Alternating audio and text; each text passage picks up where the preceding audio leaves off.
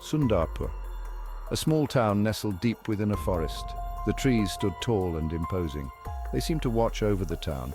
Life in Sundarpur was simple. Everyone knew their neighbors. Children played together in the streets. The aroma of spices filled the air from kitchens. It was a peaceful life, but something felt off.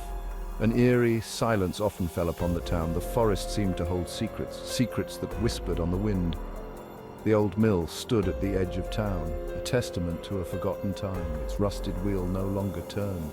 The windows were boarded up. Locals said it was haunted. They told stories of strange noises at night, whispers and moans, but most just dismissed it as superstition, until now. The townsfolk went about their daily routines. They greeted each other with smiles. Children skipped along the sidewalks, but beneath the surface a sense of unease lingered. Something wasn't right. The air felt heavy, as if a storm was brewing. Little did they know a storm was coming. The sun began its descent, casting long shadows across Sundarpur. A chill settled in the air. Priya Sharma hummed a cheerful tune. She walked home from the market. Her basket swung by her side, filled with fresh vegetables. She was oblivious to the danger lurking nearby. A pair of eyes watched her from the shadows. A blood-curdling scream pierced the evening quiet. It echoed through the empty streets of Sundarpur. The townsfolk froze.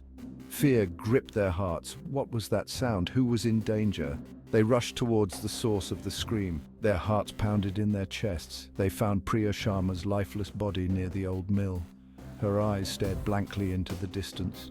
Her basket lay overturned, vegetables scattered on the ground. A strange symbol was carved into her arm. It was unlike anything they had seen before. A haunting melody lingered in the air. It was faint but distinct, a chilling tune that sent shivers down their spines. The townsfolk exchanged uneasy glances. A sense of dread washed over them. What had happened here?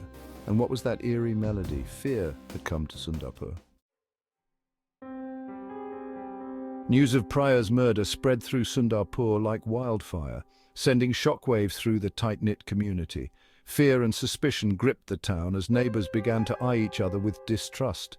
The once peaceful community now lived in the shadow of death, their serene nights replaced by an unsettling quiet. Whispers of a malevolent entity, the Whistler, began to circulate, growing louder with each retelling. Some dismissed it as mere superstition, a tale spun to explain the unexplainable. Others couldn't shake the feeling that something sinister was at play, a dark force lurking in the shadows. Days turned into sleepless nights as the haunting presence seemed to grow stronger. The haunting melody continued to plague the town, a chilling tune that seemed to echo through the very air. It seemed to emanate from the woods, a place now feared by all. Growing louder with each passing night, the melody became an inescapable part of their lives. The townsfolk bolted their doors and windows, seeking safety in their homes. Too afraid to venture out after dark, they watched from behind curtains, waiting for the next scream. Then it happened again. Another blood-curdling scream shattered the silence, piercing the night with terror. This time it was Ramesh Gupta, a kind old shopkeeper, known and loved by all. His body was found near the old well, a place now tainted with fear, the same strange symbol etched into his skin, a mark of the malevolent force. The haunting melody hung in the air, more pronounced than before, a constant reminder of the lurking danger. Panic seized Sundarpur. The townsfolk were living a nightmare, their days filled with dread and their nights with terror. The Whistler was no longer a myth, it was real, a tangible threat that haunted their every moment. And it was picking them off one by one, each disappearance adding to the growing fear. They needed to find a way to stop it, to end the terror that had taken over their lives. Before it claimed another victim, the clock was ticking, and time was running out. But who could help them? Who had the courage to face such an evil? Who would dare to face the chilling tune of the Whistler and bring peace back to Sundarpur? News of the gruesome murders in Sundarpur reached the bustling city, sending shockwaves through the urban populace. Rekha Verma, a young and skeptical reporter, stumbled upon the story while sifting through the daily news. She was known for her relentless pursuit of the truth, no matter how bizarre or dangerous the circumstances might be. Intrigued and unconvinced by the supernatural elements, I decided to investigate the strange occurrences myself. Armed with her notepad, a camera, and a healthy dose of skepticism, Rekha arrived in Sundarpur, ready to uncover the truth. The town was shrouded in fear, the air thick with suspicion and unease, as if the very atmosphere was tainted by the recent horrors. Rekha could sense it the moment she stepped out of her car. The palpable tension was almost suffocating. She began by interviewing the locals, trying to piece together the events that had transpired and the strange tales that surrounded them. The townsfolk were hesitant to speak at first, their fear evident in their darting eyes and hushed tones. Their eyes darted nervously around, as if afraid someone might be listening, or something might be lurking in the shadows. But my persistence and genuine desire to help slowly chipped away at their fear, allowing them to open up. They shared their accounts of the murders, the chilling melody that preceded each death, and the legend of the Whistler, a figure shrouded in mystery and dread. Despite their fear, the townsfolk were desperate for answers, clinging to the hope that Rekha might be the one to uncover the truth. They saw Rekha as their only hope, the only one brave enough to confront the evil that haunted their town and bring an end to the terror. Rekha, though still skeptical, couldn't ignore the genuine terror in their eyes and the urgency in their voices. She vowed to get to the bottom of the mystery, even if it meant coming face to face with the Whistler itself, a task that would test her courage and resolve.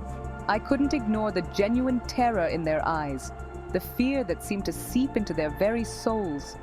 I vowed to get to the bottom of the mystery, even if it meant coming face to face with the Whistler itself, a figure that had become the embodiment of their nightmares. Rekha delved into the history of Sundarpur, a small village with a rich but mysterious past. She scoured through dusty archives and local libraries, determined to uncover the truth. She was searching for any mention of the Whistler, a figure shrouded in legend and fear. Her relentless search led her to an old forgotten book hidden away in the darkest corner of the library. Its pages were brittle with age, filled with stories long forgotten by time. It spoke of a man named Shyam Lal, a name that echoed through the annals of Sundarpur's history. Shyam Lal was a gifted musician who lived in Sundarpur decades ago, known for his enchanting melodies. I was known for my enchanting melodies played on my flute, melodies that could soothe the soul and bring joy to the heart. I was a beloved figure in the community, a symbol of peace and happiness. But my life took a dark turn when I was accused of a heinous crime, theft and treachery, crimes I did not commit. The townsfolk, blinded by anger and fear, falsely accused me without any proof, driven by rumors and lies. They banished me from Sundarpur, casting me out into the wilderness with nothing but my flute. Heartbroken and filled with rage, Shyam Lal cursed Sundarpur before he disappeared into the dense dark woods. He vowed to unleash his vengeance through a haunting melody, a melody that would echo through the ages. This melody would bring nothing but despair and death to those who heard it, a curse upon the village. His flute became a symbol of his wrath, a reminder of the injustice he suffered. I vowed to unleash my vengeance through a haunting melody, a melody that would haunt the dreams of those who wronged me, a melody that would bring nothing but despair and death, a curse that would never be lifted. Rekha closed the book, a chill running down her spine as she pondered the legend. Could this Shyam Lal be the Whistler? Was the legend true, or just a tale to scare children? She couldn't shake off the feeling that she was getting closer to the truth, a truth that was both fascinating and terrifying. But the closer she got, the more she realized that the truth was far more terrifying than she could have ever imagined. Could this Shyam Lal be the Whistler? Was the legend true, or just a figment of imagination? I couldn't shake off the feeling that I was getting closer to the truth, a truth that was hidden in the shadows. But the closer I got, the more I realized that the truth was far more terrifying than I could have ever imagined.